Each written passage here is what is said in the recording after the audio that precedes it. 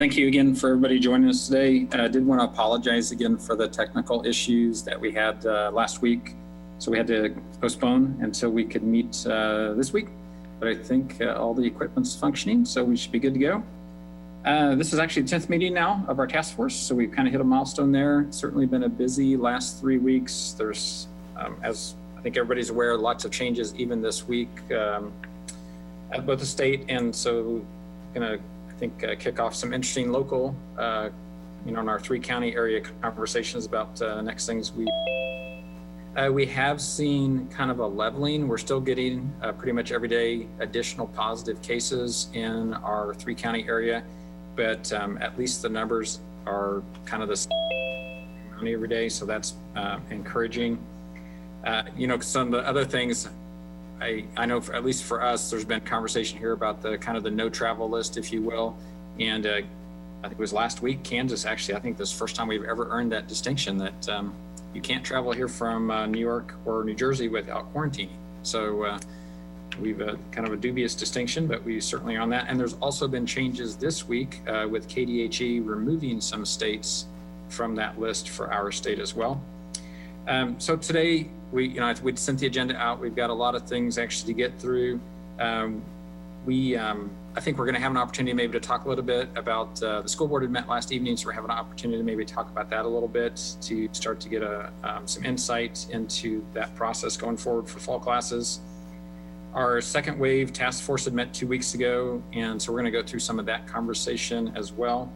And then did want to also get some time to talk about the new City of Manhattan mask order. So lots of things to cover today. Dennis, if you can begin with roll call, that would be great. Sure, if people can unmute their mics from the task force as we go through this. So the weekly roll call, I know we've got Jason Smith and Bob Koppel. Carla Hagemeister, are you with us today? Yes, I am. Lisa Sisley? Here. Ed Callis? I think he said he'll join us in a little bit. Dr. Ryan Knopp? Robin Cole? I'm here. Linda Cook? I'm here. Dennis Butler? Mike Dodson? Here. Dennis Cook? Well. Gina Scroggs? I'm here. Mickey Dean? Kara Hawley? Kelly Laub? Present. Cheryl Grace? I'm here. Shiloh Hager? I'm here. Fanny Fang? Karen Hibbard? I'm here virtually. Great. Lonnie Baker? Commissioner John Ford? Commissioner Dee McKee? Gary County Commissioner Keith Asher? Julie Govert Walter? Kelly Pasco? And Kelly's with us, and Dr. Okay, gotcha. Dr. Sagan Chase? Okay. And Lieutenant Colonel Terry Kelly? Yes, I'm here, and I believe we also have Steve Elstrom from the Fort Riley PAO team, Great. Public Affairs team. Thank you for highlighting that. And is Charles Martinez with us from Gary County? And I know we have Ron Fear on the line as well, and Christy Rodriguez. So Bob, I'll turn it back over to you. And Dennis, and then Kara did join us. I'm here now, yes. Thank you. You can check her off. Got that noted, thanks. So one of the first things we want to do is talk about just some of the other changes that have occurred here over the last week or so. Riley County did issue a new health order that was effective July 8th and runs through the 19th, which is Sunday, I think. And so that made some changes about hours of operation for bars and restaurants and when customers need to depart.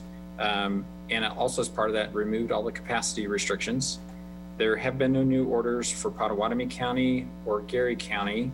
At this point, Pottawatomie County actually has no restrictions, and Gary County still has restrictions around gatherings of masses or groups limited to 50. And then they have also a process. If somebody wants to have a special event, you got to submit a plan to do that. So we thought, again, this last week, so we've had the new ordinance passed by the city of Manhattan. So we're going to ask Ron Fear, the city manager, just to kind of walk through all that and help explain things that might have come up since then as well. So Ron? Thanks, Bob. Well, this is kind of old news. It was relatively new news a week ago, but so I'll just try to do some broad overviews and summaries. So the commission passed a home rule ordinance last Tuesday to put in place a face covering ordinance within the city of Manhattan. That went into effect after publication in the Mercury last Wednesday afternoon, with enforcement beginning on Thursday.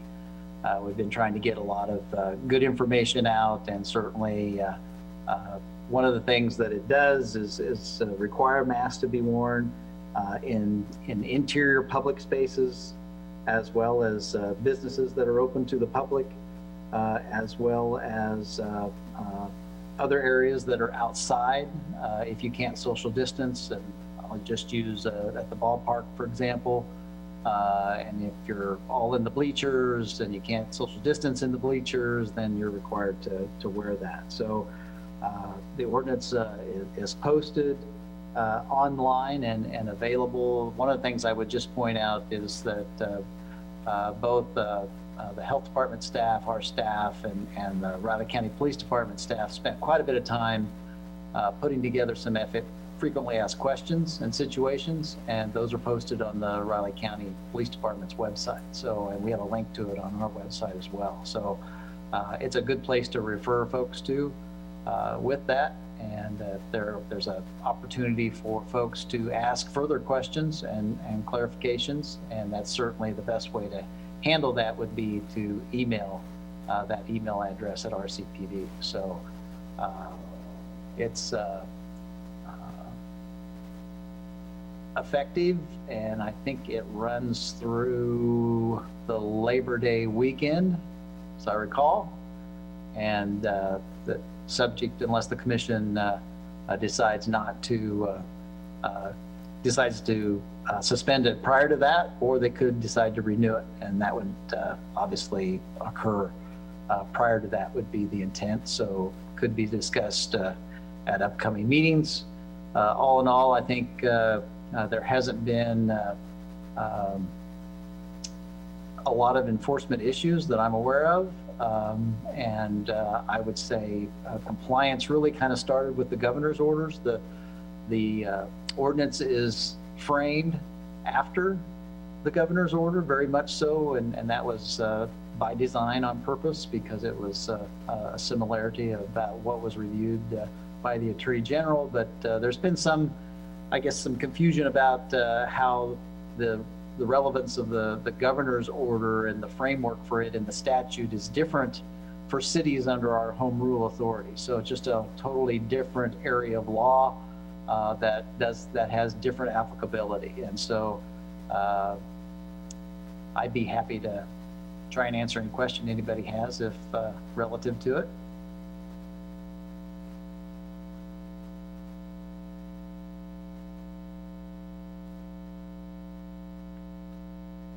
All right, don't see any.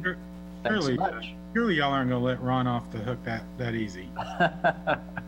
See, it's old news. You know, everybody's got their questions answered because they've been to that site. So thanks everybody for all their help and interest with it. And Ron, that does go through September 7th at midnight. Yeah. I will say I don't know if all these meetings run together. I was at a meeting where somebody brought up arming the RCPD with individual masks, so that the first step would be to try to give a mask to somebody. And I want to commend Bob for coming up with a donation of those to RCPD, and I did hear the director say they are doing that first. So they're using those masks to try to get people to comply as opposed to enforcing. So Bob, thank you for doing that. That was very generous. I would also just add that I did order 10,000 masks the next day, and we received those, and we did supply a case or so to the chamber for continued help with businesses that need it. And we also, to the Kansa United Way, who took over for Westview Church as the public distribution point for masks. So I think I sent them 4,000. So there's plenty of masks around, at least initially, and we can certainly get more. And so if you would let those folks know that, or if you have other large groups that you're aware of that may need some, you can let me know or our office know as well. So thank you. Thanks, Ron. So the last time we were collectively together as a group was prior to the mask ordinance, and one of the things that we spent some time talking about was how we could get businesses to take pledges and what that might look like to implement safety procedures and have stickers on the door and window, and so that people could recognize that that particular business had taken the step of taking the extra steps of opening safe. Dennis is going to talk a little bit about a process that was developed called MHK Safe and Open, and we got a preview of this at our second wave meeting 2 weeks ago. And I think it's got a lot of potential moving forward, and so I'm going to ask Dennis to give us a briefing on that. Thank you, Jason. Can you see that PowerPoint on your screen? Yes. All right. As Jason said, we did present this to the Second Wave Subcommittee, and this is a concept that was developed by Vivian Uccello, the City of Manhattan's Public Information Officer, as well as Teresa Mueller, who works for the City of Manhattan Parks and Recreation Department, because they had heard some of our input as a task force, and kind of where we kind of talked, is there things that businesses can put on display in their window to kind of communicate to the public there's confidence to go out, shop, engage in commerce, but what are the different measures that different businesses are taking? And so really kind of this community desire for a published list of safe businesses and kind of the overall need to protect the health and safety as we continue to move forward through this uncharted territory. And so they heard what the task force had said of the last couple meetings in our overall conversation about communication. And so they did some research and looked around, and we've had some different conversations internally about what Lawrence is doing. There are some other examples of Washington, and then Arvada in Colorado and Salt Lake City. And so there's some other models out there that some other communities have already started and implemented. And so really kind of looking at what are the goals? What is something that we're looking for? What do we want to achieve out of this? And so as we said as a task force, what are the tools that we can give businesses? And so this is really seen as a way to have a little toolkit for local businesses. Also, how can we create that larger community network and make this a collaborative effort? Because you'll see there's more than just the businesses, it's also organizations as well as individuals can have a role and have a part in this. And really empower the customers to help them have informed decisions about how they want to engage in commerce. So really kind of some tactical practices to this. One, the businesses, organizations, and individuals on following safety guidelines that we've heard.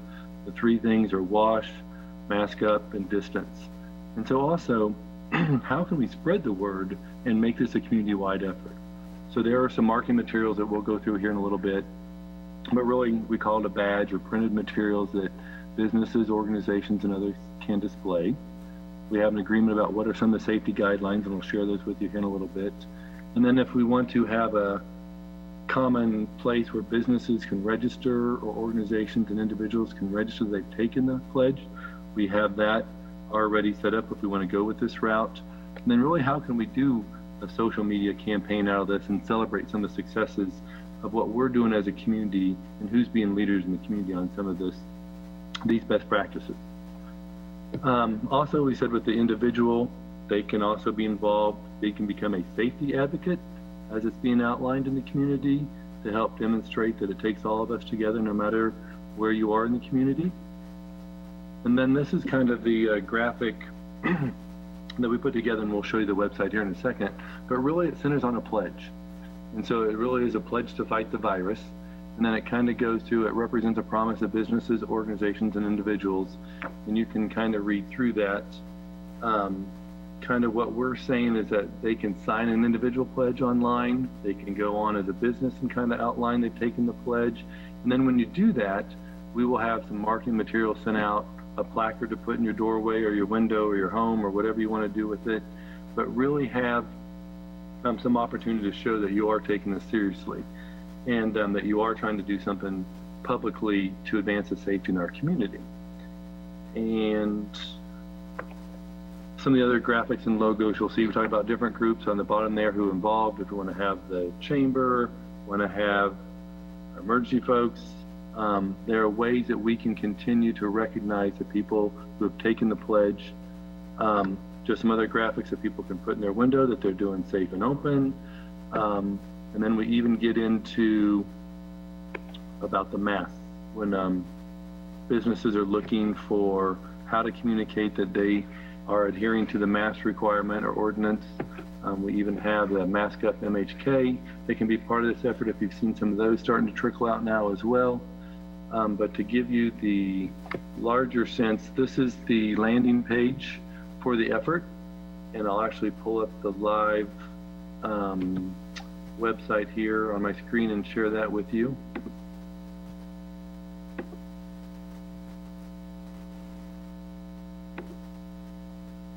And so when it says, what is the pledge?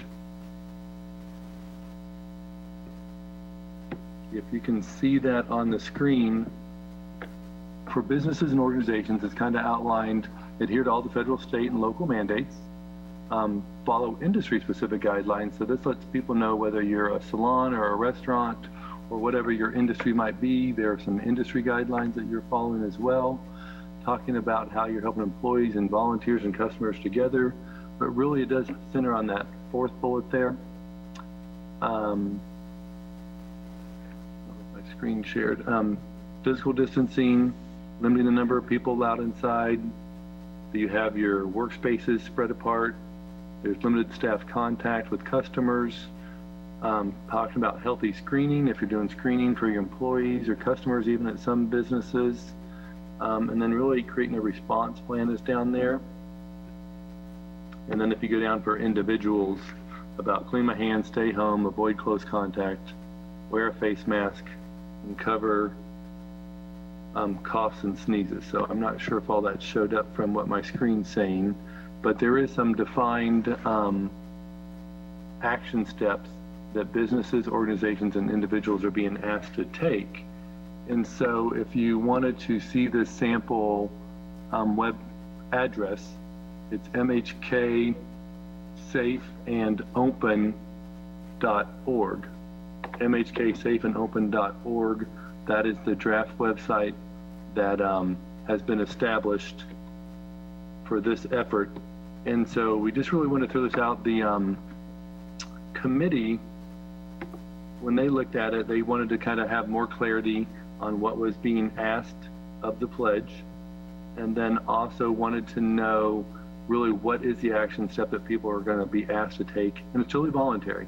So that is what we are trying to promote, is that this is all a voluntary effort, and if it's something that will meet the needs of the task force, to have businesses have signs in their windows, or to have individuals who want to promote that they are being safe as we go through this as a community, but really try to keep it simple and try to have some marketing materials and support with that. So we could see partnering with the Chamber of Commerce and all the areas. The important thing is that this can be tailored to each community.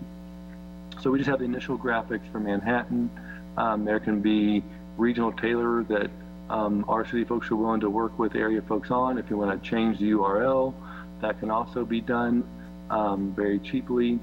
We do see that some of the marketing materials, like doing some of the printed materials or signs or badges to go in the window, is a limited budget item. We do believe that we can use some of the federal support money for this, but really just want to keep it simple and straightforward to meet the needs of the task force, to have some information that we could share with the community. So I don't know how much that came from the website, if you were able to see that, but welcome some of the feedback or some ideas for how we might enhance this effort, for how we might be able to launch this with some new focus. So if there's any task force feedback, we'll welcome that now.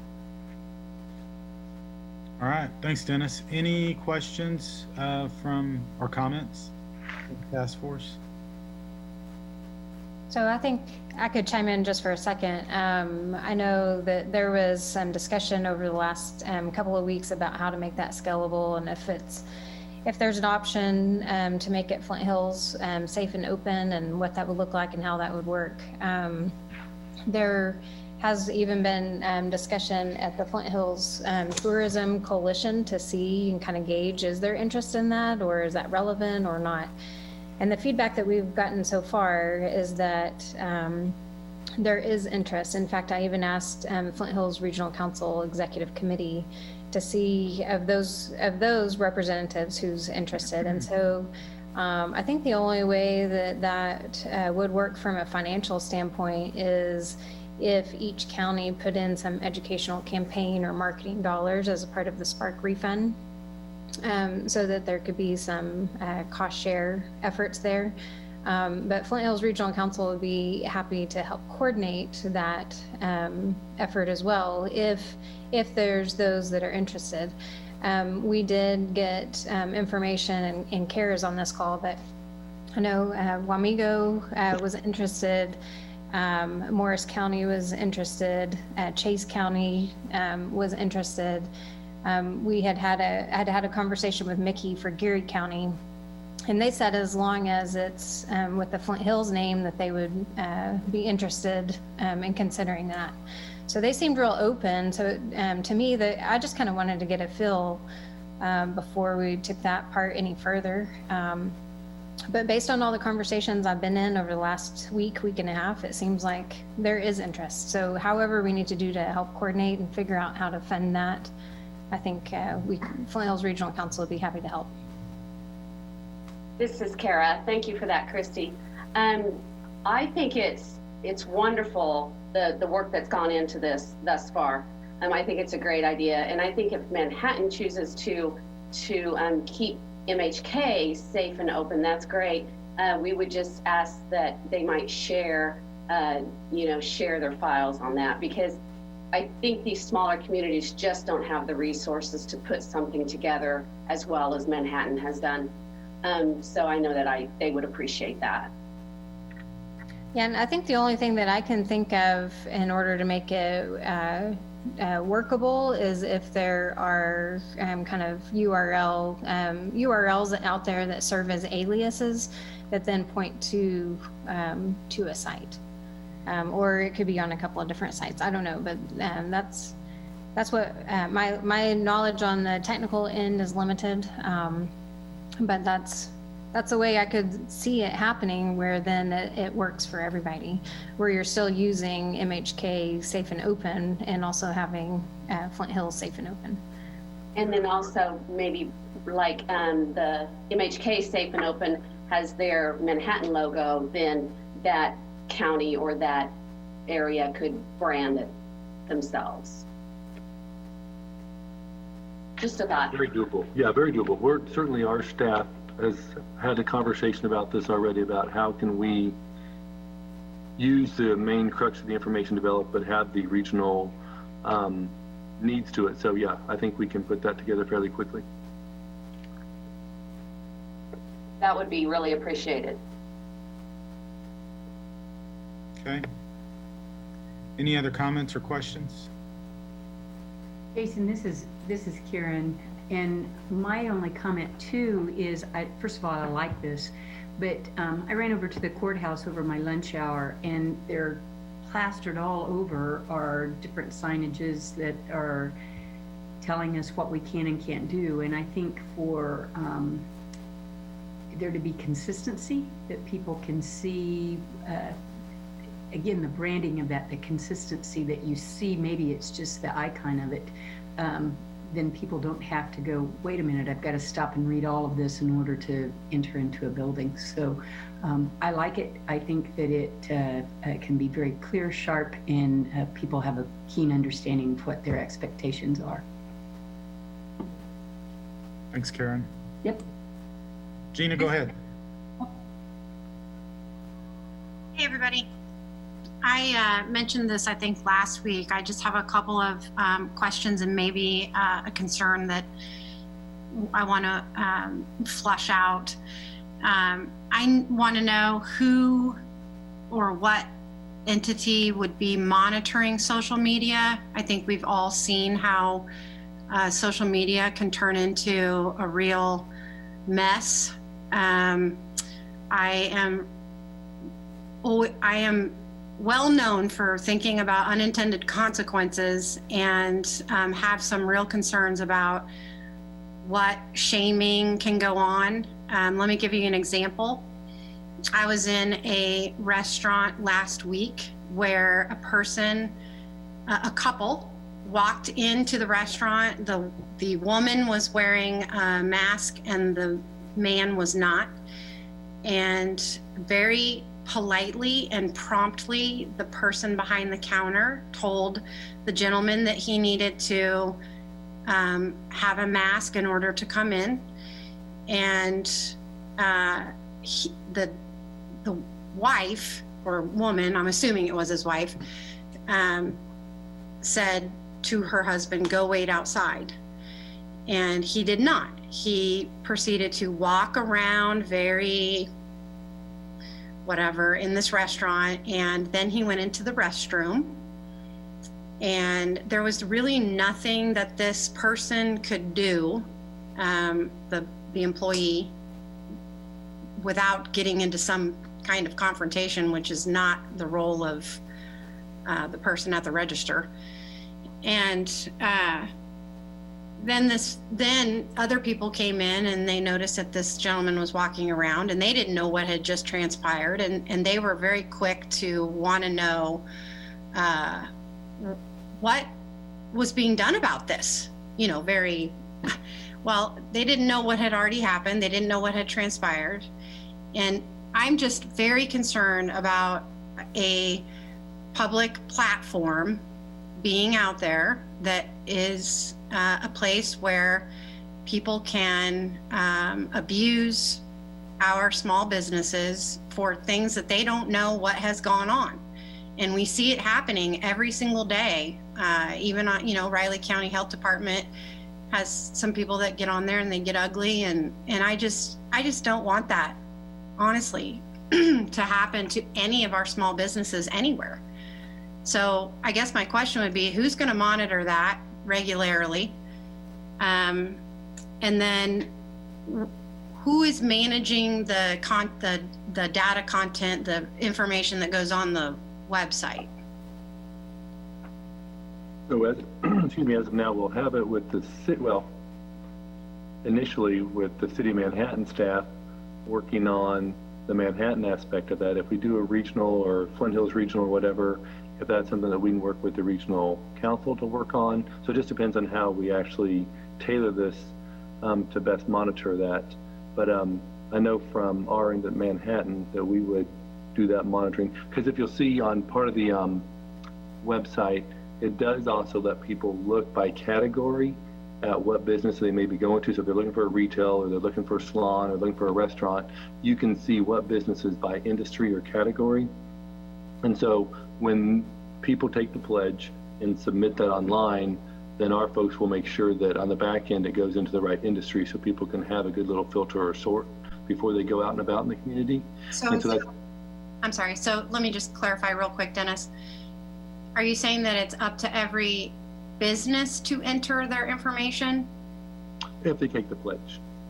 So if they take the pledge, which yes or no, they do, and then once they submit that, then we'll make sure it's filtered into the right industry, as well as just a compilation of who's taken the pledge, whether it's industry, individual, organizations, and then within the business community, what type of business they are under by NAICS code or industry, as we have it listed out about 10 different choices, just so people can have a sort or filter to see who is participating. So there's a little bit of work on the back end that our staff is committed to update and maintain for that. And as far as the social media, our public information staff and communication staff certainly do that for the city website. And I know what you mean about some of the interesting comments that come in when the city had their mask ordinance discussion. And so those are things that our staff deal with every day. So we're comfortable in working with that. That would just transpire over to this website as well. I don't know, and I kind of agree with Gina a little bit, and I thought we talked about this before. I don't know why we would have anything under this banner where there would be opportunity to comment. I mean, it's fairly straightforward. This is what it is, and these are the groups that did it. I don't know why you would need to have something where someone could comment, like on a Facebook post or something like that anyway. I don't know. I mean, it's certainly something to think about, but because then I think you get into legalities of, does the city, if the city's running the site, could they take a post down? I mean, it gets pretty tricky. So just there's nothing really to comment on. I don't think. I think, I mean, yes, 100%. 100% wish that this wasn't a piece of this particular education part, just because having managed 17 accounts at once, I can tell you that it is, it's not easy to keep up with them all, and people take every opportunity that they can to insert themselves into a situation, exert their opinion that they're just wrong. And it can be very damaging. Perception is reality for a lot of people, and I'm concerned about it. I really am. Thanks, Gina. Any other comments, questions? I have a question, Dennis, and this might actually roll into your next topic, but how does this fit in with the, I believe you all issued an RFP for a public service campaign. Is this a piece of that, or is this separate? And do I need to just wait till you're ready to talk about that? No, actually, I've gotten a couple of those questions. This is a separate initiative than what the city has sent out an RFP for a larger public information, public awareness campaign. That will be multi-month targeted, marketing to different audiences in our community. What this Open and Safe was before that RFP came out, was to address some of the task force concerns about, even as Karen mentioned, because I too have been through a lot of our business districts over the last couple of days and just see the different way people are communicating about the mask ordinance and how they're communicating what they're doing. So I do think that the Safe and Open will address the need in the community for some uniformity, but also just applies to individuals as well as organizations and businesses. And so there are two different campaigns or two different efforts where the city staff is poised and ready to help maintain this open and safe. On the larger public information, public awareness campaign, that's a much broader, where we would look for outside firms and specialists in PR and communications and marketing to work with doing some targeted marketing to maybe K-State students or other different populations within our community. Great. Well, do you want to roll into the conversation about Spark funding? And yeah, okay. We'll do that to wrap up this Open and Safe though.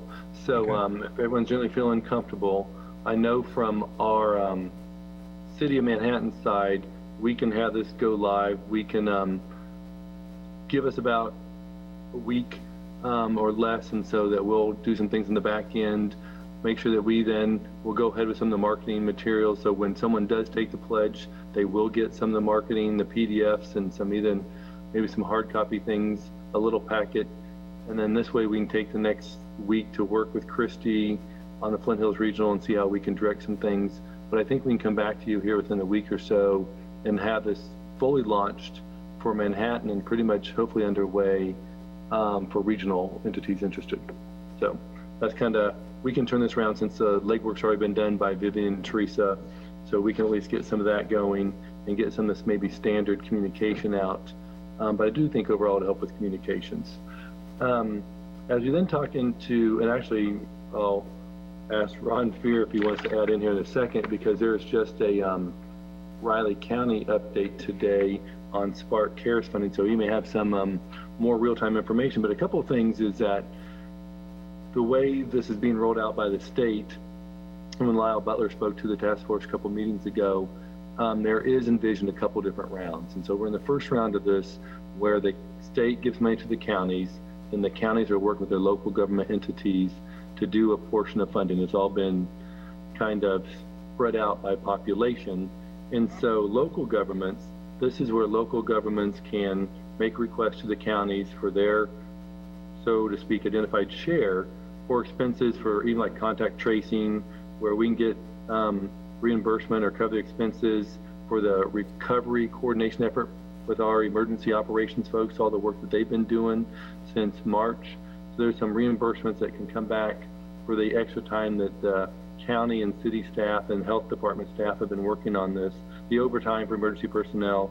But also they have the stipulation, if a government is going to get reimbursed or seeks funding, it has to be for costs associated for the employees who are substantially dedicated to the COVID efforts. And there will be an audit trail back to the federal government on all this. And so the local governments are making sure that we have all of our documentation in place, similar to when we work with FEMA on some other disasters and hazard situations.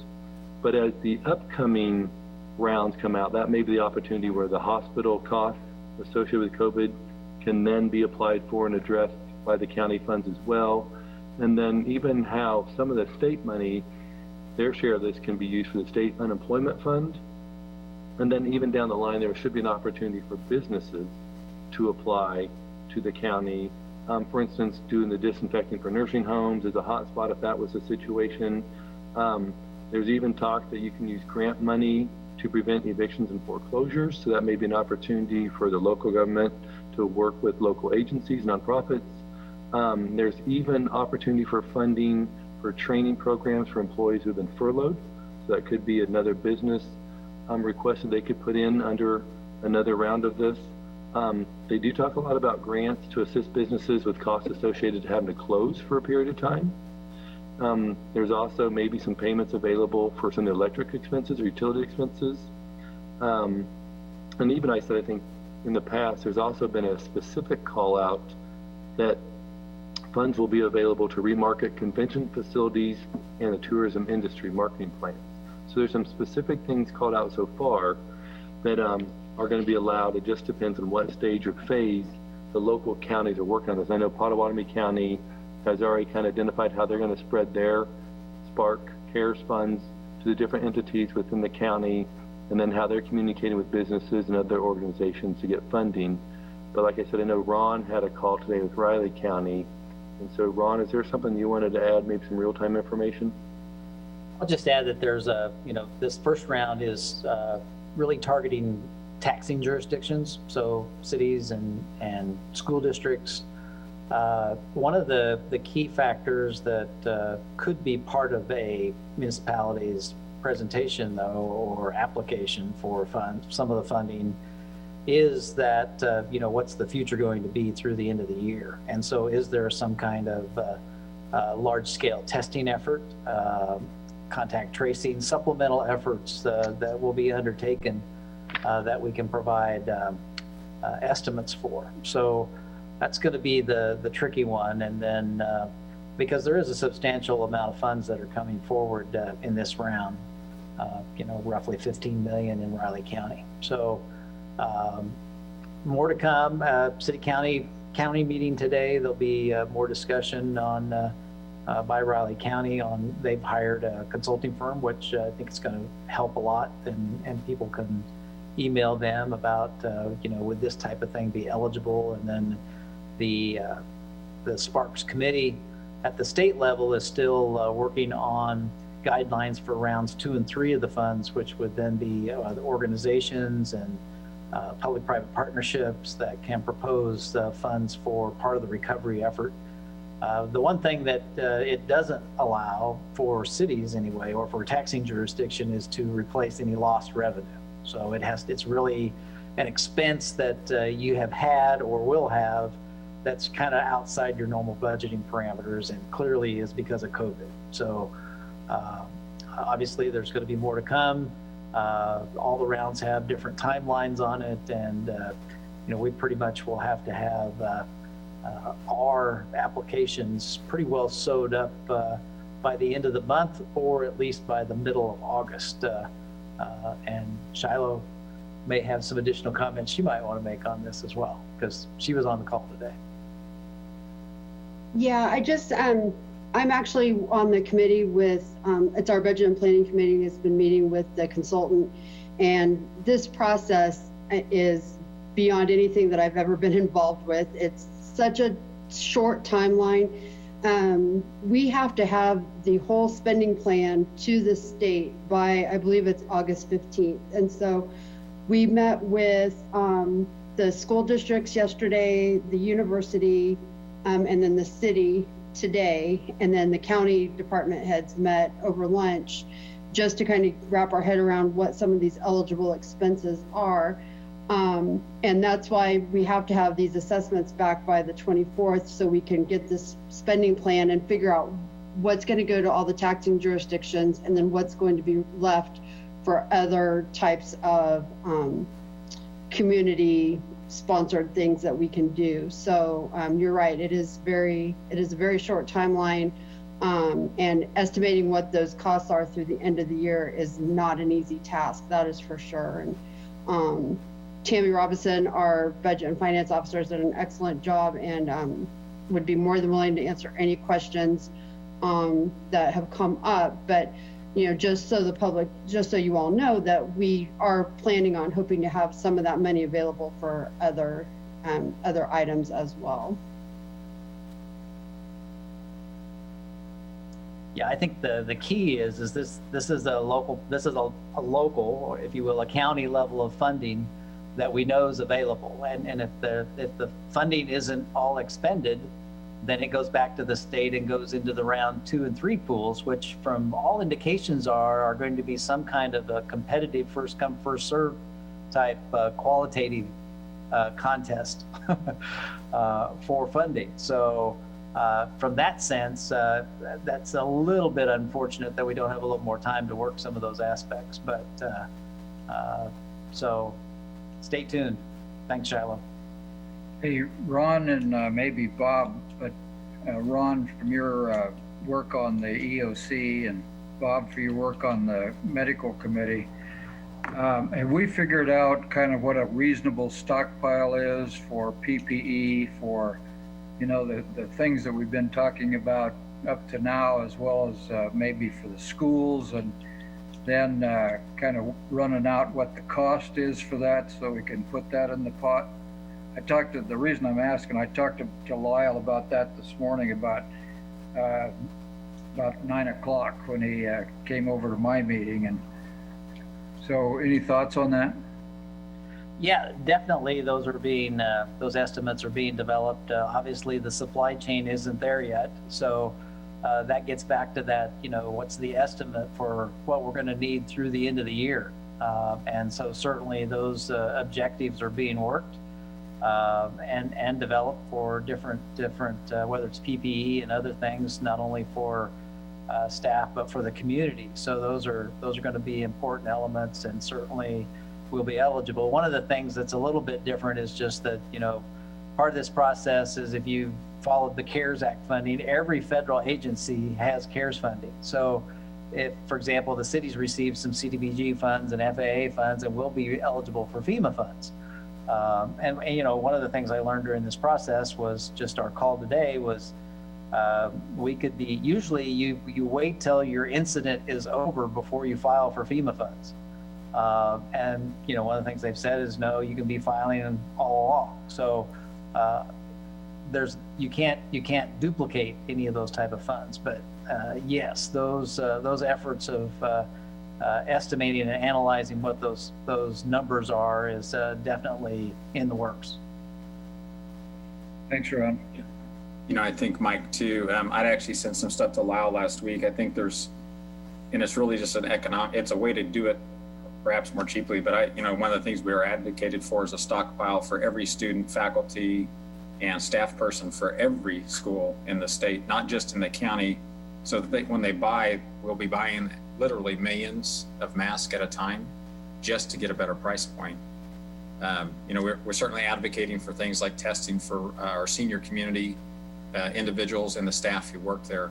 So trying to kind of look outside, quite honestly, of our own organizations, but what we see as needs kind of in other areas, but also that we need to do pretty consistently across every county, because I think that's probably going to have to come from that statewide group, is to make sure that we're doing things, because if we don't do some of those things consistently, I'm not sure it'll be as helpful. But there's definitely no question. There's certainly opportunity to stockpile. It's even hand sanitizer for every school district or what have you. Things like that certainly make sense, I think, to kind of get on the front end of that. And then there's also a lead time. So if we need to make the request, get it here, pay for it, have all the paperwork done by December, we kind of do need to get some of these things initiated fairly quickly. Thanks. Yeah, when I talked to Lyle, of course, I think his committee believes that they, rather than piecemeal this stuff out, needs to put it in places that really have an impact. So that would certainly be a great candidate for that.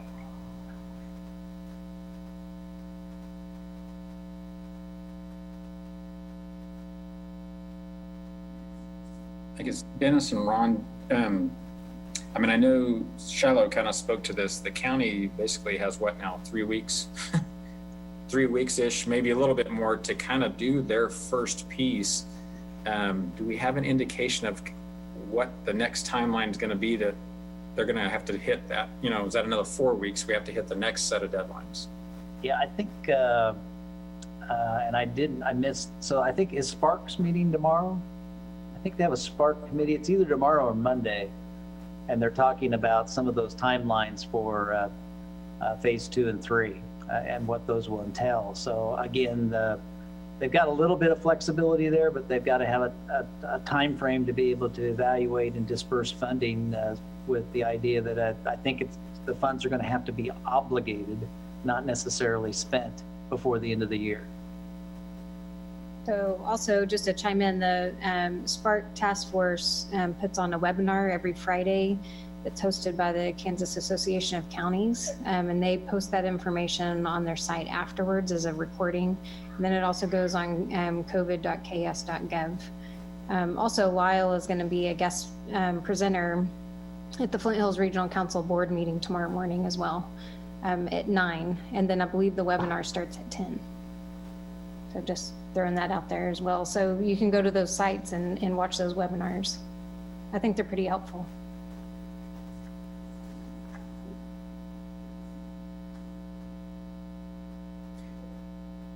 Was there anything else related to Spark, either Dennis or Ron or Jason, that we need to get in front of everybody?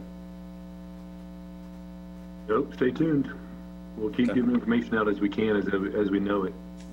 And Dennis, you kind of answered Kelly's question, but specifically to sign up for the new Pledge. program, you would go to the website, or exactly what's your anticipation on that? Yeah, so to launch the MHK or Flint Hills or however each community wants to do it, the Safe and Open campaign there's a button on there to click Take the Pledge. That's when I said we'll send it out when we're live, but we would look to the task force to help disseminate this program, work with the business districts. Also do a media push here from the city side, that we can do some media push to let people know about the Safe and Open campaign, and that way we can get the materials out and things. But yeah, to participate would simply be take the pledge. And then once you do that, you register, then that will trigger us to send out some social media information and marketing materials to those who choose to take the pledge. So we'll send out a note when we're ready with all that to go live, probably next week. Dennis, I don't know where we left it here. We got a lot of comments about a feedback mechanism. So is it in there now, or was your intent to ask if it should be included? You're talking about the concern about social media, or concern, right. Is that what you're, well, two things. So they're real, like on the website where people will take the pledge, there is not an opportunity for social media feedback. But the thought was, would we do a Facebook page or something for this, which would probably allow for comments and feedback. And so I think what I've heard today, and most people have said, there's no reason really to have much feedback opportunities by social media. So we will look to probably have that limited. People just use a website as a resource to one, sign up and to see who has signed up. Yeah, good. There's a good comment from Colonel Kelly out there at Fort Riley too. You probably saw in the chat that supports that point of view. Yeah, so thanks. So yeah, I'll like I said, I'll talk to our city staff who did a great job in putting this together to bounce off some ways we can reduce that. So I think reducing it's our interest. Thanks, Dennis.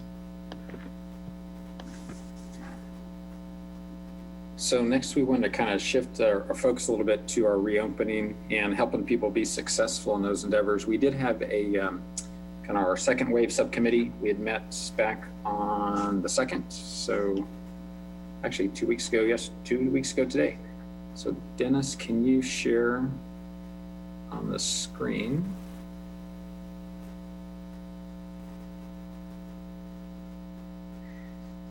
So a couple of big things when we had the subcommittee, actually, that's when we had seen that initial proposal about the MHK Safe and Open Pledge. And that's, we've talked about that already here today. I think that was actually really helpful and got some good feedback from our subgroup on that as well.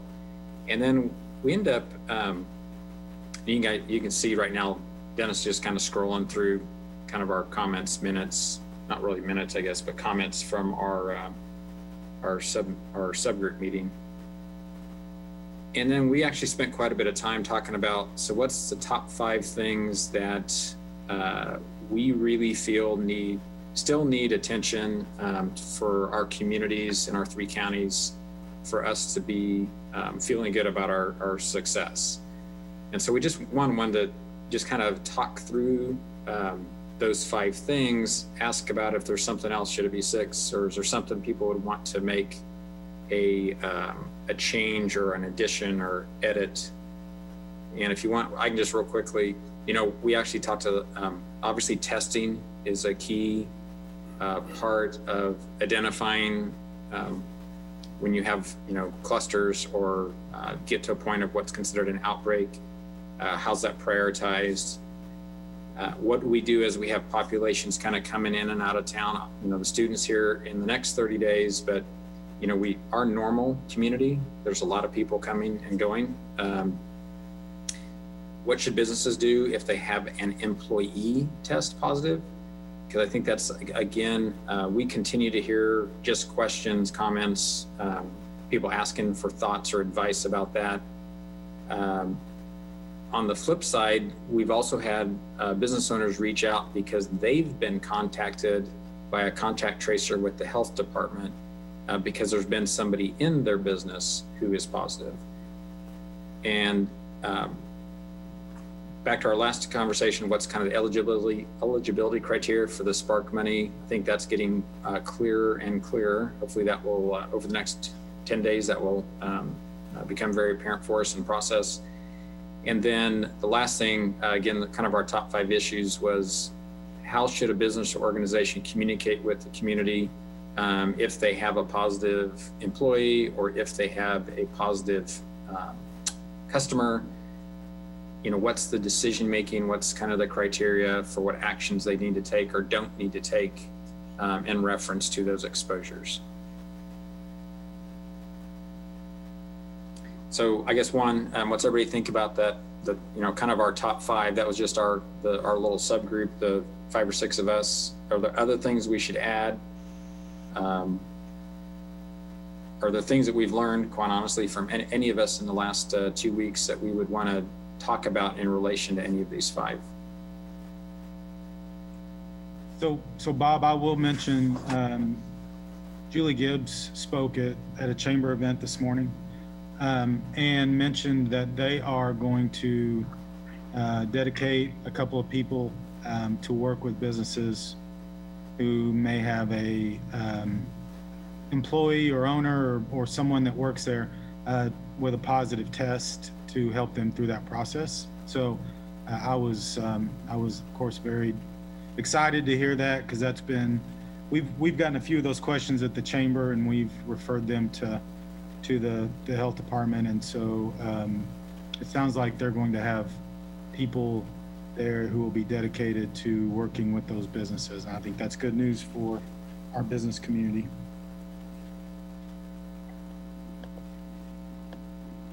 This is Linda. And one thing that we have found when in working with the Riley County Health Department, and when you do have an employee that's tested positive, is being able to explain to other employees, you know, what does quarantine mean? Can you still actually come to work with the face mask and do the social distancing? So I think if there's some simple way to provide that instruction, you know, for businesses, it would be helpful. Because there's a lot of confusion between does quarantine mean you need to stay away from work? Or can the person come to work, and how is that safe for them to be able to come to work? And it also applies to people that may be contact tracing. Doesn't mean they have it, but so it's being able to put it into some, you know, some easy area where people can access that information. So when it hits you, and all of a sudden you're the supervisor that has to explain to employees what the quarantine actually means, that it's helpful for the employer. That I would agree with that. And I would also say what Linda kind of touched on this, what are the legal and ethical guidelines for what a business, an employer can say to other employees? One, if you have someone who's just simply in quarantine, they don't necessarily have a positive case. But then if you do have a positive case, what is it okay to tell other employees about that situation, and what is it not? That's very confusing, and I've tried to find more information about that. Luckily, we haven't had any problems, but you know, we all have to plan that we will. So those are some questions that I would definitely have. I would reflect back on your item number 1 about is testing prioritized by business or need? And obviously I'm going to advocate on behalf of the school district here, and the fact of when we're able to open and have students back in the buildings again. I know one of the high concerns of our staff is access to testing, if that would be needed, and what the turnaround time is for those results, because a teacher out for a 14-day quarantine, you know, does that mean a substitute, and how many substitutes are going to be available when the substitute pool, generally speaking, is made up of oftentimes an older population that might not be safe or able to substitute teach this year. So I know that testing is a high concern to our staff, having access to that in a timely way, being able to get tested when they need to, but also having those test results come back in a way that is, I don't want to say useful, that's not really the right word, but that's as close as I'm getting right now, but in a way that gives them the information, or the district the information, in a timely fashion.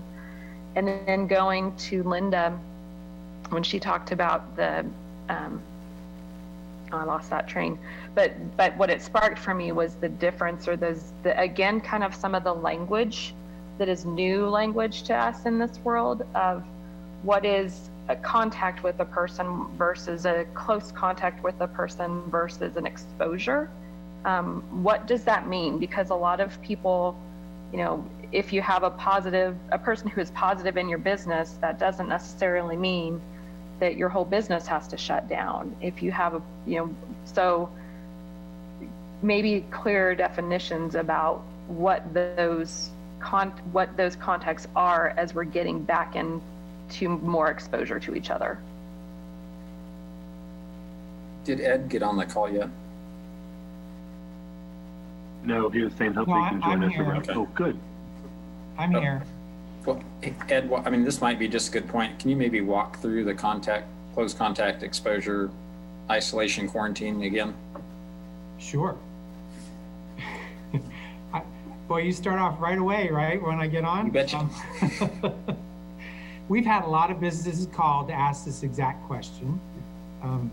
basically, when we get notification that somebody has tested positive, that person is now classified as a case. And there's a difference between a case and a contact. And so the case is somebody who's tested positive, and they are required to isolate. And isolate means to separate themselves from other human beings. And basically as best they can. And if they need help with that, they can talk to us about that. But they need to do that for at least 10 days. It's not the 14 days a lot of people, think of when they think of this disease. It's 10 days, and that 10 days can be extended if they have a fever. If the fever needs to be gone for at least 72 hours without fever-reducing medicine. So some people might not have the fever until towards the end of the 10 days. So it could be 12, 13 days before they can actually get out of isolation. Once they get out of isolation, unless they live with somebody else who just tested positive, in which case they'd have to start all over, then they can go back to their regular life. But for the people that are contacts with those cases, and by contacts we mean somebody, actually close contacts. Being a contact in reality doesn't mean anything as far as actually having to do something. Being a close contact means that you've been within 6 feet of this person for more than 10 minutes. And a close contact is the person who's going to need to be quarantined. And that means they need to separate, at least if they're living in a home, they need to stay 6 feet away from the people that are there. They need to do all the sanitizing, hand washing, and they need to do that for 14 days. The person who's contacted with that person, let's say it's somebody else at the job or in a different place, they're a contact of a contact.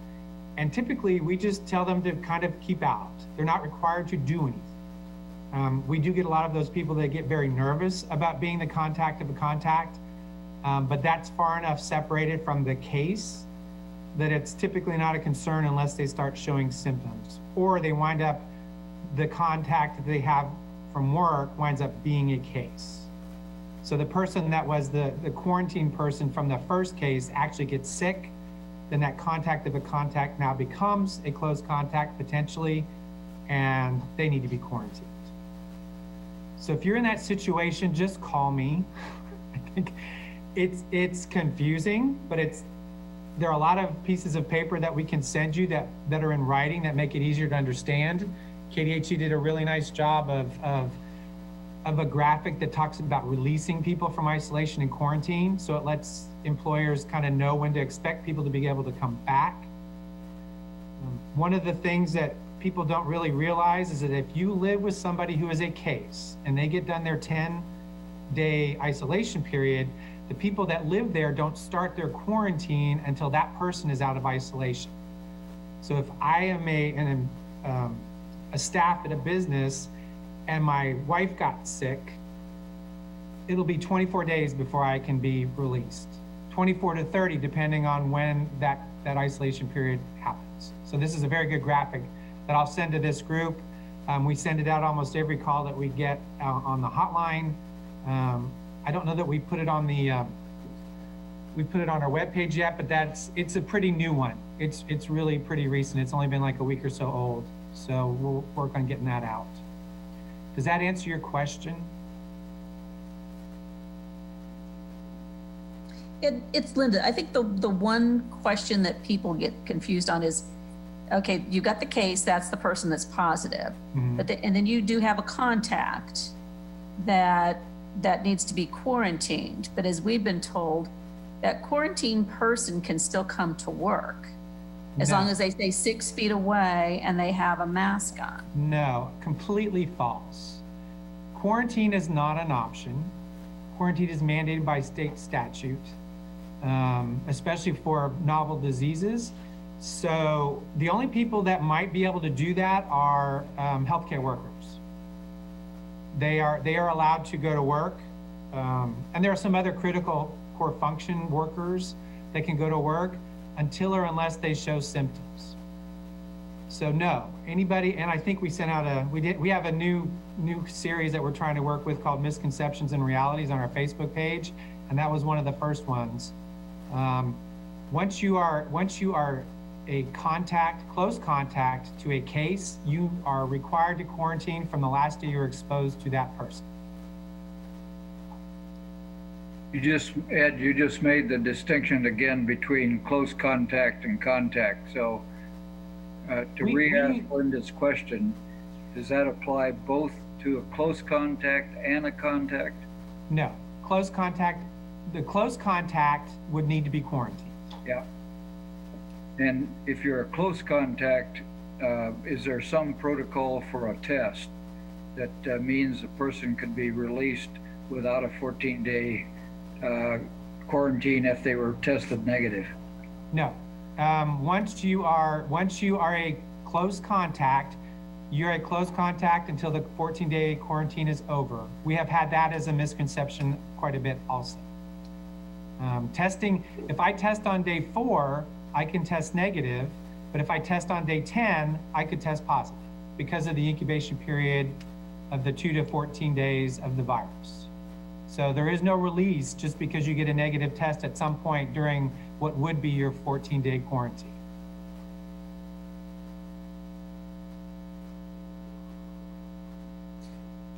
Hey, Ed, kind of related to this, can we talk about if you're the business and you actually get contacted by the health department because somebody was in your business or one of your employees, and maybe you didn't know that, but one of your employees is a positive, kind of what do you do as a business owner? I've probably talked to 5 today. Getting a hold of us is probably a good first step because if you practice social distancing at work, there may not be any huge repercussions because if they've socially distanced and they are not close contacts, those employees that are in the same business as the close contact but not in close contact would not necessarily have to leave work.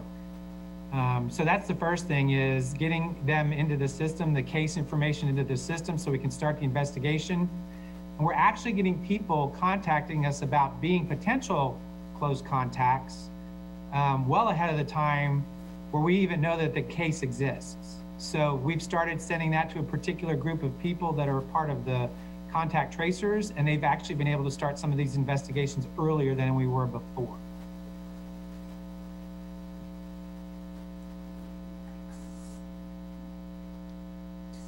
So I guess again, what you're saying is, so you call me and say, Bob, we had somebody at the hospital who was a positive, then we would just engage in dialogue of this is what we need to do then internally. We would let them also know that because the contact we're going to call them anyway, because the case is going to be where we get our list of close contacts. And if we don't get somebody at your business listed on that list, we won't know anything about them. Now, if you call, one of those people calls and says they are a close contact, then we will try to make that connection back there so we don't miss somebody. But it's really up to the case to let us know who their close contacts are. And sometimes people at work just think because they're in the same building as somebody who's got a positive case that they are needing to be quarantined, and that is not necessarily the case. It goes back down to how close they were, how long that lasted, what kind of interaction they had. And that's done, and they'll determine that as they do the case investigation and the contact tracing. You know, I guess kind of a related, I had a business owner ask me if one of their employees tested positive, would they even know? They may not. We've had quite a few employers who say that their employees have told them that they're either a positive case or a close contact, but it is completely feasible for somebody not to give that information to an employer. And now the employer may not know until if we can get a case investigation going with the person who didn't tell the employer, they mention the employer or the business itself, we would probably be able to let them know them, but then you might be talking about days or longer in between, and that really kind of don't help us stop that spread.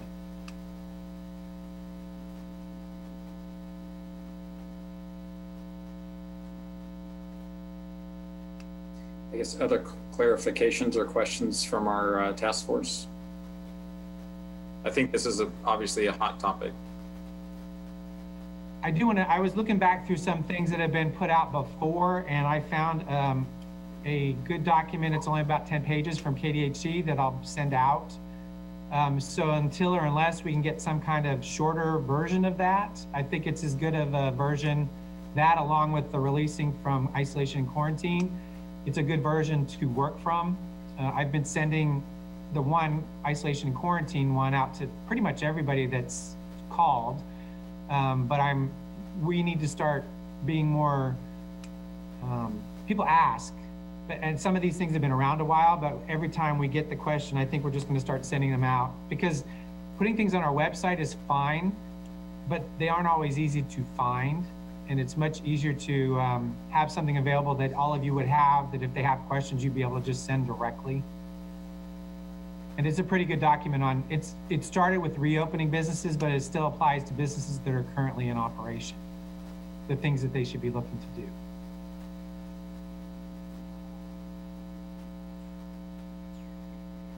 Hey, Bob, my assumption is that most of our business owners have a discussion of some kind with their employees and tell them about social distancing and all the things that Ed and you and others have described. One of the things that I think we've found, and is one of my worries, is that, you know, they're working in your store Monday to Friday, maybe on Saturday night, they go to some bar somewhere, and then come back to your business Monday morning. I just wonder if all of our business owners are having that discussion with their folks and telling them, you know, you have to be careful because you're going to be working with us and you're also going to be working around our customers, and this is what can happen. You know, I know, at least personally within our organization, we've done town halls over the last 2 weeks, and that's been a pretty strong message. Over the last 4 months, we've had 9 folks exposed, all social. We've never had anybody get sick from a patient. And I think that's the key, is what are you doing when you're not at work? Because we have a lot of things in place when you're here. And I know that that's, you know, our kind of consistent messaging, no matter where you're going. And I know we've done this on some of the Riley County Health Department, FaceTime Lives, et cetera. It really is still those 3: watch your space, watch your masking, hand hygiene. Were you going to say something, Ed? No, I'm typing something. I'm sorry, my face got closer to the camera. I can see you moving. No, I mean, I think that's really true, Mike. It's helping people understand that there's still the potential for exposure, and then you're going to carry it back to your work group when you go back to work. I know that, you know, talking with one of the officers at the base this morning, that's exactly the concern of how they've had folks carry that back to their unit because of some sort of social exposure. You know, I think that's how we end up some of the students at the university, same sort of deal.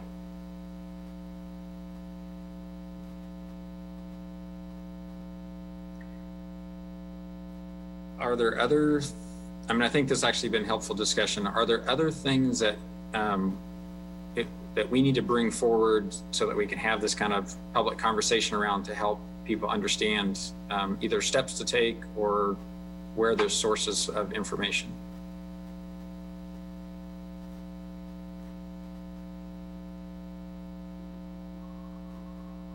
I just wanted to offer this, because we've gotten more contact tracers.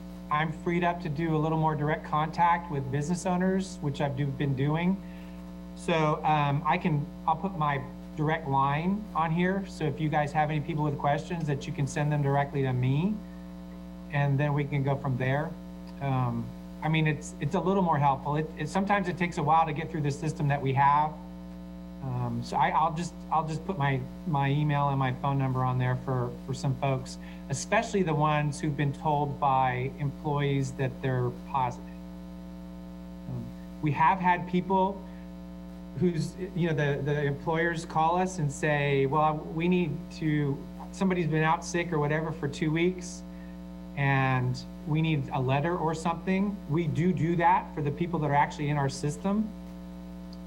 But we also have had people fake it. So we do offer that letter if you as an employer want it, but we won't give it to you directly. we'll send it through the employee and then they can do whatever they need to do with it. But we suspect we've had a number of people go through that process that actually were not. And they wound up being gone for 2 weeks with no proof that they were there, and their employer really would like that proof. I feel bad for them for like 2 seconds, but that is an option.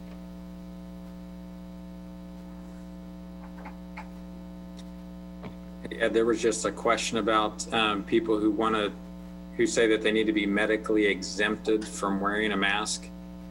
Well, here's my take on it, and we've had this question a couple times with the hotline. When I was going through the FAQs for the mask ordinance, which can be very informative, but every question I've gotten, the FAQs really didn't answer them, so we wound up having to go back to the actual document. On this one, I had a gentleman with a lung condition, and he wanted to know what he needed to do. And after I reread it, it talks about, well, if you get a ticket anyway, for whatever reason that happens, and nobody really, asked that you had a condition, you could show that to them at the court. So what I've been recommending to people is bring it with you anyway. Don't wait for somebody to ask you what your condition is. If you're willing to tell them what it is ahead of time and you've got some kind of documentation to show it to them, you've got a diagnosis of this, that, or the other, then you're good to go. Because there are clearly people out there that are medically fragile that have these conditions, and they're already asking if they're going to get ticketed or not. So if they carry that with them and they voluntarily give it to the police officer, then that kind of preempts any question as to whether or not they're able to wear a mask. That's been our advice, and not everybody's going to take it, but if you go to court, then you have to either fight the court fee or the judge has to not have to make the court fee happen, and that doesn't need to happen. I mean, you could basically, again, preempt all of that. So that's our take on it. And I think the only thing I would add, at least from some of the medical staff or people around our organization, is also you got to weigh the potential risk to you if you're not wearing a mask, and what is the greater risk actually?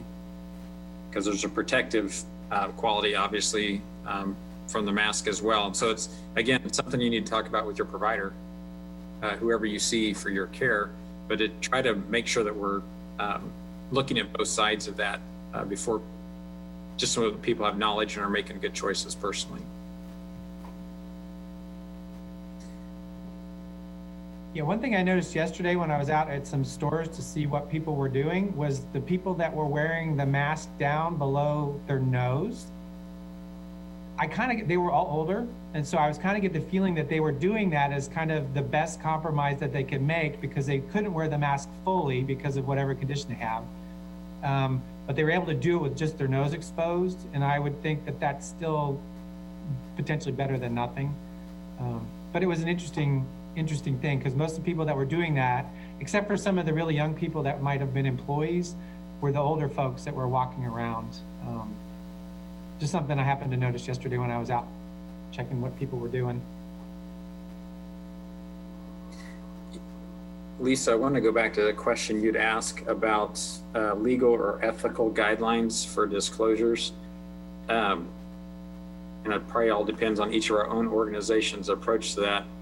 What are you guys' thoughts about what's the best way to get advice around that? Because again, I think we could ask 5 attorneys and we might get 5 different opinions. I think, again, that's a very relevant, real issue though.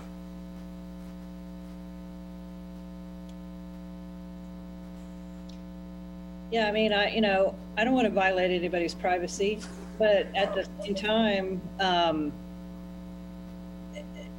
if you're going to help the health department do valid contact tracing, I mean, if like I as an employer get contacted by the health department and say we have a positive case that works for you, then I don't know. It's just hard to know what the right things to do are to protect both the person who might be positive or is a close contact of a positive, and the people that I still have here in the business. And I know a lot of businesses worry about, what are all the right things to do, because there's a lot of competing values and ethics here that we're talking about. I think one of the general overarching themes with HIPAA, the privacy issue for personal health information, is that in the case of disease investigations, it's not the same. I mean, we can ask some of those questions, and it's in the process of trying to prevent the spread of that disease, and it's not the same as talking about those issues from a medical point of view. We're just basically trying to stop something, and even people from health department to health department still have the misconception that they can't say anything to each other, and that is not the case. So, and not every person, not every organization is bound by HIPAA. There are reporting organizations, so the health department and clinical facilities and pharmacists, people that really deal with personal health information all the time, they're the ones who have more of the limiting factors. So it's just something that, and maybe there's a better way to get that out, but even trying to get medical people to understand, yes, you can tell me who this is, they don't believe this.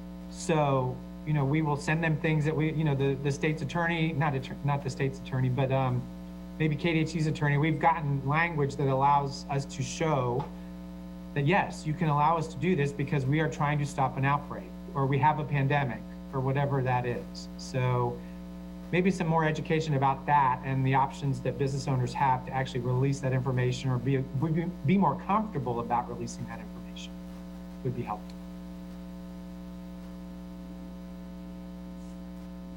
Terry, did you have a question?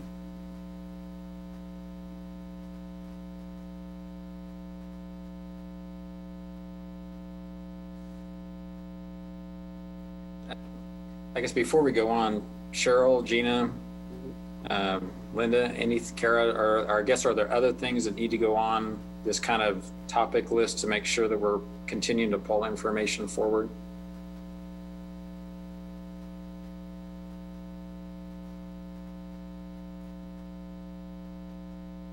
I don't think anything more. Thanks.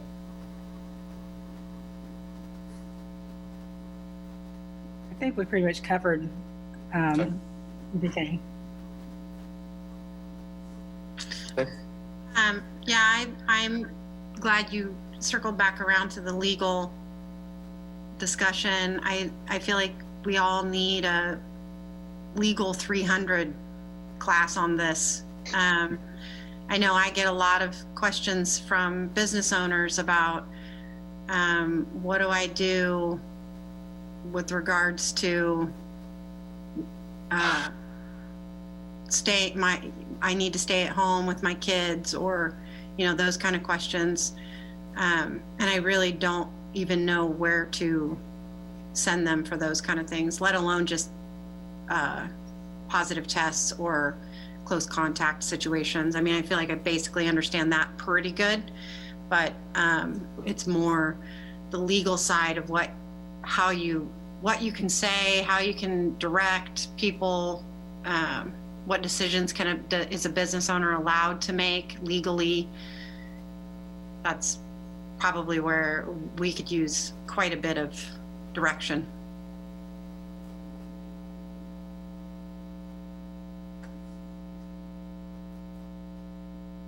Okay.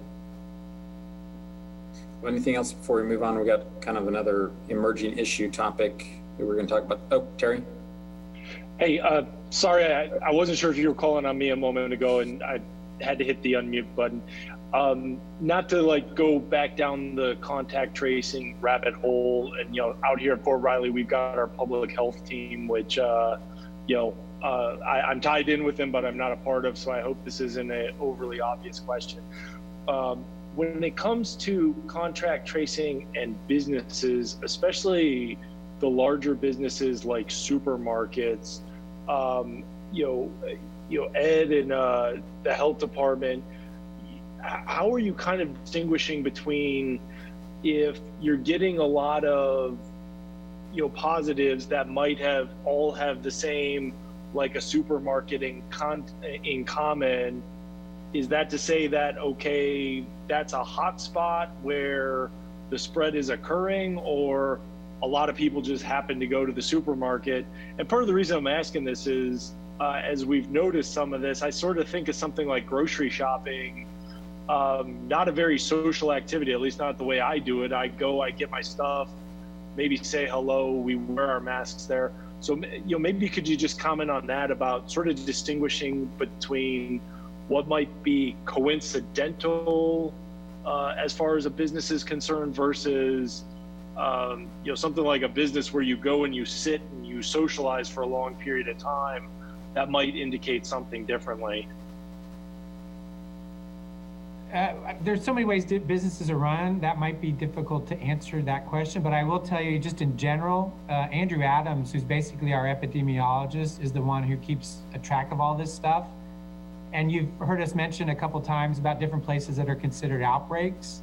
And pretty much with COVID, that's anybody, mostly staff in a business. If there are more than 2 of them, that's an outbreak. I think our standard at this point is if we get more than 5 of them, that would be something that we would announce to the public. So there are kinds of limits that we have that we pick from, but Andrew's the one that kind of crunches the numbers, take what the contact tracers find, see what kind of connections there are. It's really hard in a business to tell if it started with the staff or it started with a member of the public. But when we start seeing staff getting infected at a fairly good rate, then it's easier to say, yes, this is a place that we need to watch more closely. But the epidemiology of all of these things are what Andrew's watching. And you guys, you see him 3 times a week. And we do not make a decision on an outbreak by ourselves. We use the epidemiologists with the KDHE, and we kind of go through the data and see what kind of connections there are, to see if that's a plausible statement to say that this is an outbreak. But once we get past 2, then we kind of get to 5 before we say, okay, this place, you need to either, we don't say reconsider, but we want you to know more than we let you know before. It is really hard with as many people going as many places. We've not had a pandemic before in my lifetime. And epidemiology in Kansas really hasn't experienced this. So they talk a lot to each other and support each other and talk about cases that they live in Riley County, but they got sick in some other county. So there's a lot of back and forth there. So I'm hoping that answers your question. But there are a lot of moving parts, lots of moving parts. That's helpful context. And I know our public health team is tied in with you in Geary County. That's just something that's kind of on the public affairs side kind of come to me that, we're seeing a lot of cases from, like a supermarket. It's like, okay, well, wait, let's be very careful. And I think your explanation there is absolutely, we want to keep this in the public health realm and be very deliberate about anything. So I do appreciate that discussion. Thank you. You're welcome. And we do work with the Fort. We work with the FEEN and the hospital and the other medical clinics and a lot of the long-term care facilities and hopefully not, but potentially the schools one day. Those are the places where we know that if we're going to get a bunch of people together that are more likely to be exposed, we want to have our fingers on those pulses. And this is Linda. I had one more question that relates to the contact tracing. Mm-hmm. Say we start to have some events that stay within the mass gathering limits. Right. And sometimes people register for events and sometimes they don't. But suppose we have an event, and then it's learned that somebody in that event has tested positive. What is the event organizer's responsibility for being able to contact other people that may have been at that event that they could have been exposed? I think the responsibility is going to wind up falling back on the health department. As far as the legal issues that we talked about before, I don't know the specifics, but we would work with the event organizer to see what we can find out. And one of the things that we do when we do contact tracing is we know where some of the bigger events are, and if we've got some event organizers that want to inform us of what they're doing, we can also be aware of those, and we add those things to the contact tracing questions. as they're applicable. I mean, if something happened a month ago, that's not going to be included on the contact tracing tool, unless it's infections from previous infections. But if we know about them and they're within the time frame that we're researching, we can add those and make a better connection, and then also help the organizer target what we need. But I think getting with the organizer would be one of those things that we definitely would want to do, since they have the best and closest contact to those attendees. And if worse came to worse, if we couldn't figure, we announced the soccer practice that happened on one Saturday because we had a positive test. Well, we didn't know anything about who was there. But it was one of those things, it wasn't a business, it was an event that could have happened anywhere. But we knew that was really the only way we were going to be able to let potential close contacts know what was going on. Okay, so it's good for even organizers to at least get the contact information of the people that are coming into those events. I would say so. And, further marketing efforts in the future, I think that's hopefully a standard for those folks anyway. So it's not something new and burdensome that they would have to do. Now, right. that doesn't apply to all of them, but for the ones that do it on a routine basis, I think they would be able to help us do contact tracing much better. Okay, good. So a change, obviously this week we've seen new guidelines from our new announcement, new executive orders going to be coming out from the governor related to school openings. We're going to ask Carla just to kind of give a little bit of an update, knowing that this is still very much in process for USD 383 and for every other school district in our 3 counties. But I just wanted to kind of give Carla kind of a chance to talk through that, and then also give the task force, are there things that would come up because of this that we need to put back on our agenda? So Carla? Sure, thank you. So last night our school board met at 5:30 for a work session for Dr. Wade and the teams to go through the work that they've been doing throughout the summer. They've been working kind of ahead of the guidelines that came down from KSDE, then the state school board, that were approved at the state school board meeting yesterday morning. So we've been working on what we're going to do to reopen this whole time with some, I won't say vague, but with some ideas about what that guidance might look like, but we didn't actually get it until last week, and then the state board did not actually approve it until yesterday. So all of that work has been ongoing, and our district last night kind of reported back to us what our plans were, and then I'll backtrack and then maybe jump ahead. So that was the plan for last night at 5:30, and that's what our work session was focused on.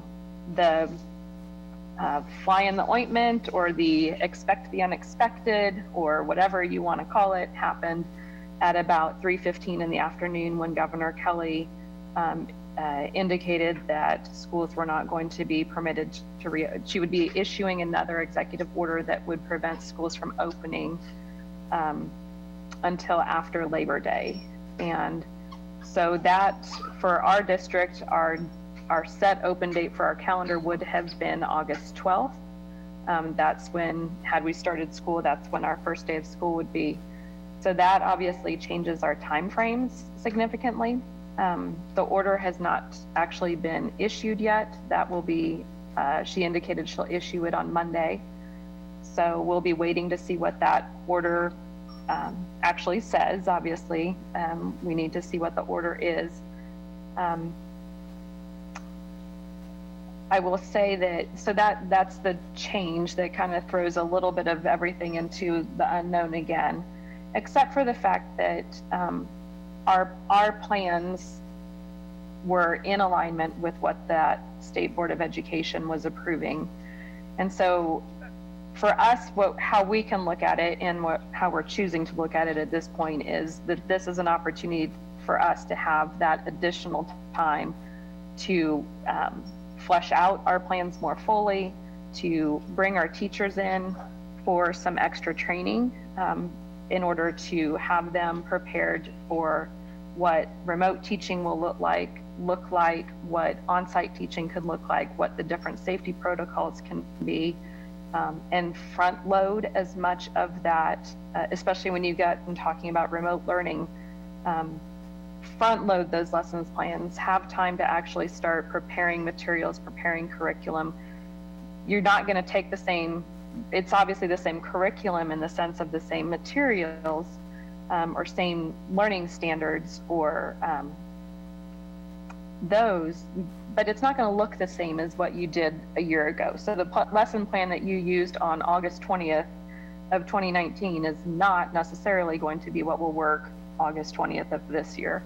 And so it's an opportunity for us to give our teachers some time to get that training back on what has changed and to work on that. So if that's where we end up, if the governor's order comes down that way and that's where we are, then we'll use that time to the best of our ability to take what is a good plan and make it better.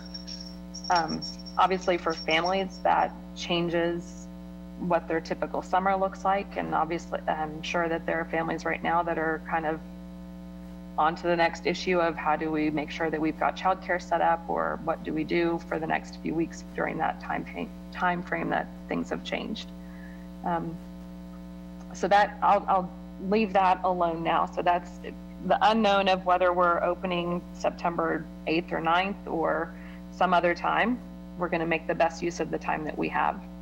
And then I'll just touch briefly on what the skeleton of what our plans look like here in Riley County for USD 383 Manhattan Ogden for our schools. Essentially, when parents start the enrollment process, hopefully still next week, enrollment will open next Monday. And if parents choose to use that online option to start the enrollment process,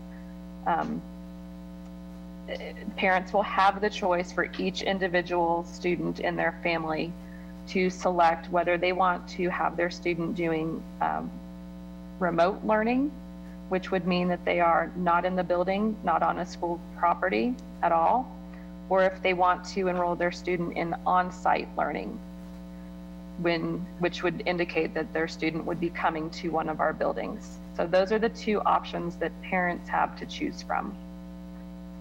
And there will be an email going out to parents and families and information that kind of fleshes out what that looks like a little bit more. That email should be going out to families tomorrow. So there will be more information provided for them. For the on-site learning option, if a parent chooses, I want my student to go on-site, that could actually look like in practical real-world application. It could look probably at least 3 different ways, depending upon the current conditions in our community about what our cases are, where our cases are, our communication with the health department about what sort of social distancing, what sort of capacity our buildings, all those sorts of things are going to come into play for the district teams to make a decision about what on-site looks like.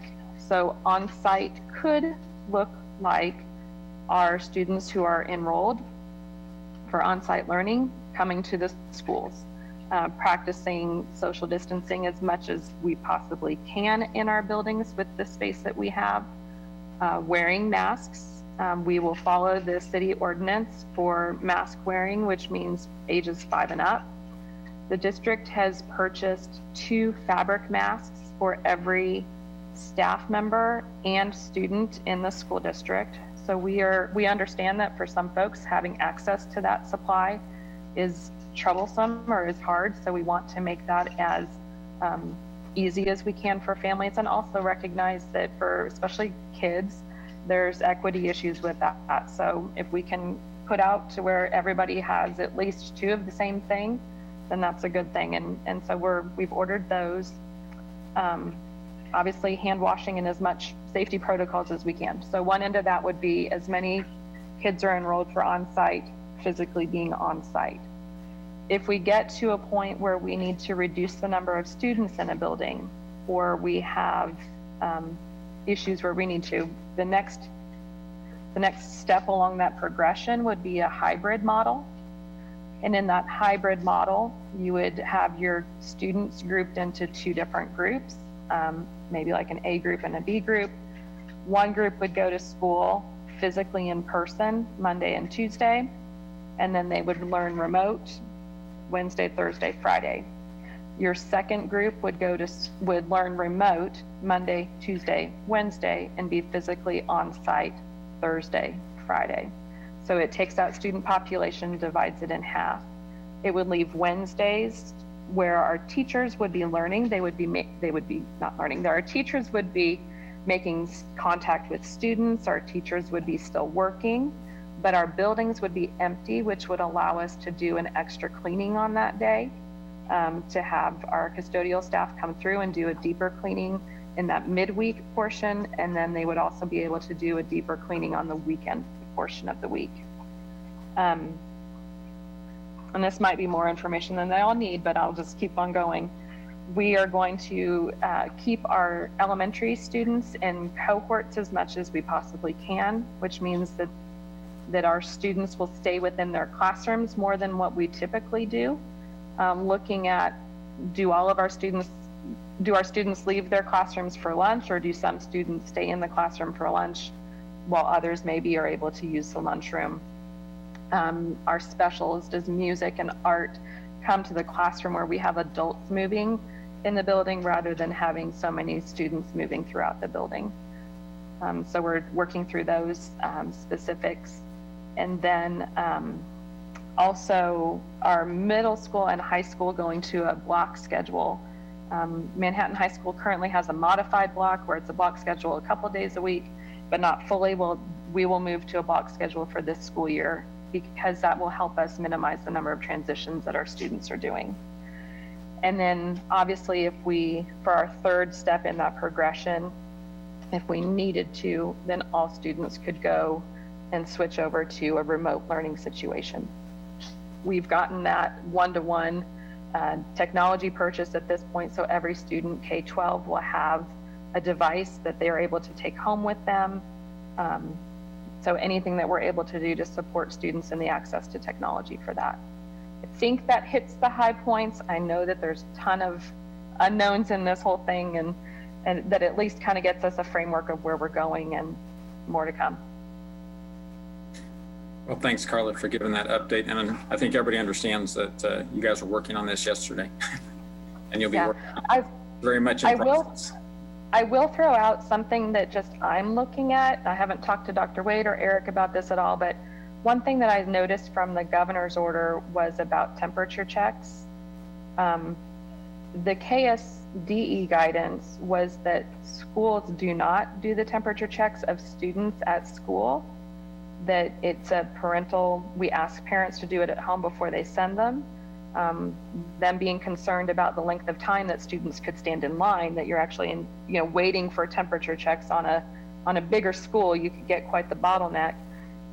But if it is within that executive order that we're going to have to do temperature checks at school, then I would say the next sourcing issue will be thermometers at a number sufficient to be able to actually do temperature checks in a timely fashion. That's not a 2 per school sort of a situation. Well, a couple things. One, you might have seen in the chat, we're ending today at 3:50 because there's a city county meeting that is starting right after we're done today. We are scheduled to meet now. We want to go back to our 2-week rotation, so we would be on the 30th of July at 2 p.m. And if anything changes with that, or just because of other changes, we would let everybody know. Kind of wrap up question every time is there any other issue or item that we need to get, start trying to find information for, make sure we have on our agenda for 2 weeks from now. And we'll have some time, obviously, to do some updates, because I think we'll know more from the school, et cetera, by 2 weeks from now. But are there any other items that we would want to be working on?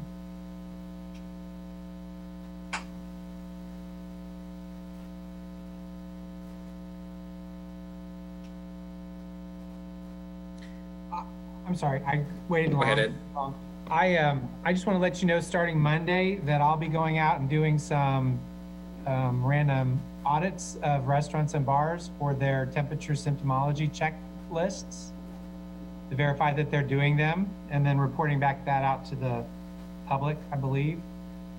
Not by name probably, but at least the totals, so we can kind of get an idea if that's something that's happening or not.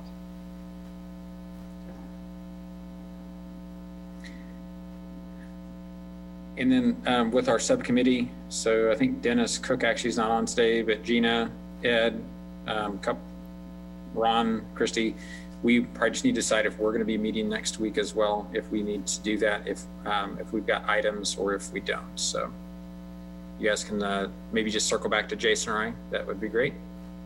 Anything else before we sign off today? We're good on this end. Thank you. Okay, thank you guys. Thanks, Dennis. Thanks, everyone.